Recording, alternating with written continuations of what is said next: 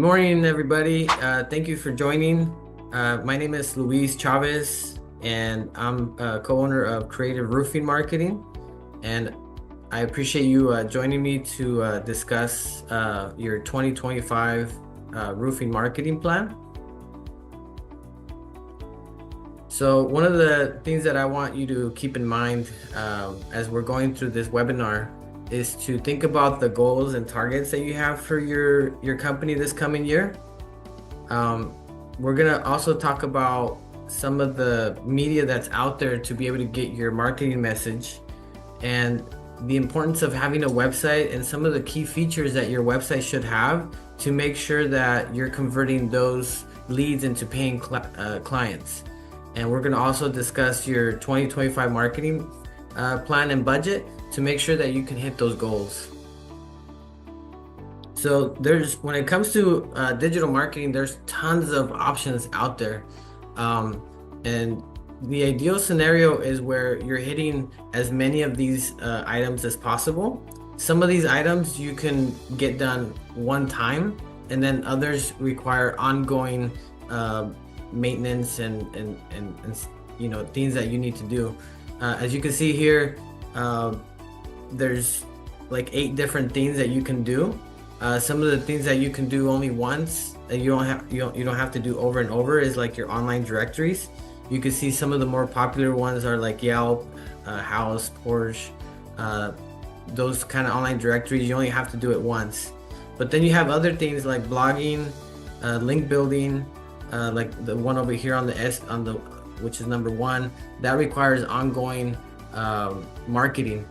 Another good one to have for your business is having a rewards program or a referral program.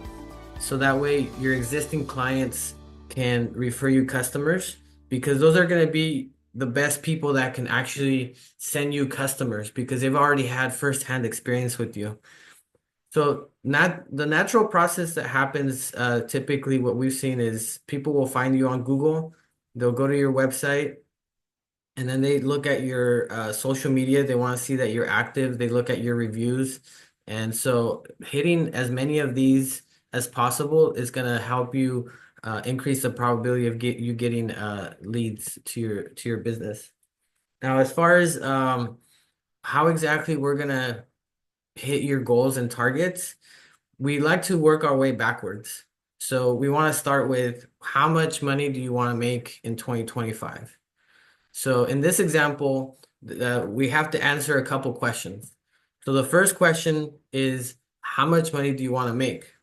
And so if we take that number, let's say it's 6.7 million in revenue this coming year. What you do is you're going to divide that number by 12, and that's going to give you a monthly target. Now, if your average ticket is, let's say, $750, you would need that many service calls, right? But that's only if you're going to do maybe like roofing repairs or something like that. But in this scenario, we probably want to hit you're going to do more roofing installs. So if you do, let's say if we divide 558 by your average roofing install, which is maybe, let's say 15,000 or 14,000, that means that you would need at least 39 new clients. But those 39 new clients that you get, a lot of times when they call, they're not going to necessarily buy from you right away, right? So you need to know also, out of those people that do call, how many actually turn into real clients. And so you need to keep track of how many book an appointment, how many actually show up to the estimate, and then how many actually wind up buying from you. And so then based on that number, then we could decide, okay, well, this is how much it's going to cost for you to per lead.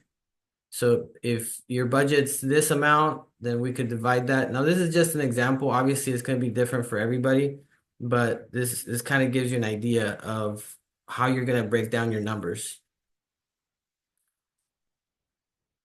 So these are some of the questions that you should be asking is, how much revenue should your company generate this year? Like I said, you're going to divide that by 12. And then out of those people that do call, how many actually become appointments? And you're going to want to track your average transaction value and also keep into consideration your lifetime customer value. And you also want to know if you have the capacity to take on those clients because you could bring in a lot of business, but if you can't service them, then it's not going to do you a whole lot of good.